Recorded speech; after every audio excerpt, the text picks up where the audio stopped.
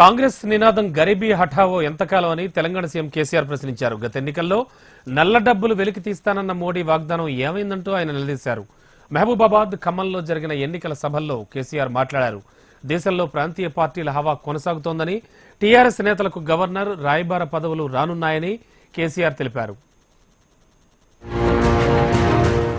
మన రాహుల్ గాంధీ అంటే ఆయన గరీబ్ హఠావో అని మాట్లాడారు.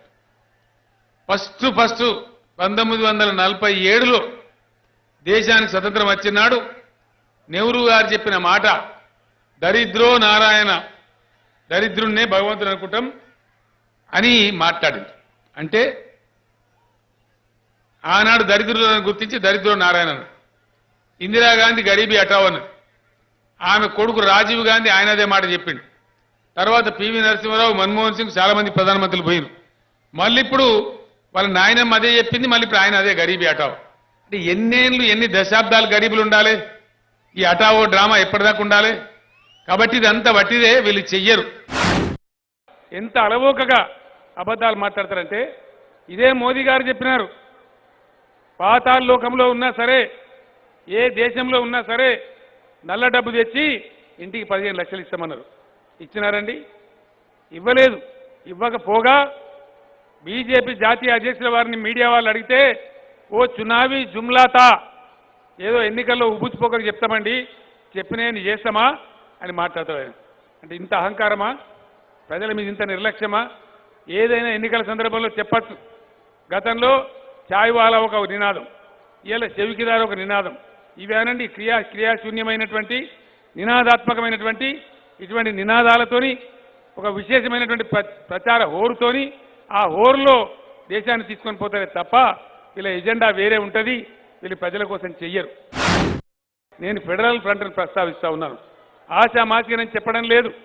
నేను దేశవ్యాప్తంగా చాలామంది రాజకీయ నాయకులతో మాట్లాడున్నాను. ఈరోజు ఖమ్మం గడ్డ నుంచి నేను చెప్తా ఉన్నా, దయచేసి ఈ రెండు పార్టీలు కలిస్తే కూడా వాళ్ళకు మెజార్టీ వచ్చే పరిస్థితులు లేవని అన్ని సర్వేలు కూడా చెప్తా ఉన్నాయి. బీజేపీ పార్టీకి 130, 140 సీట్ల కన్నా ఎక్కువ రావు. ఎన్డీఏగా కూడా వాళ్ళు 160, 170 దాటే పరిస్థితి లేదు. కాంగ్రెస్ పార్టీ కూడా 100 చుట్టూ అటు ఇటుగా వస్తూ ఉన్నాయి. ప్రాంతీయ పార్టీలే 250, 260 సీట్లు గెలిచే పరిస్థితులు ఈ దేశంలో నెలకొని ఉన్నాయి.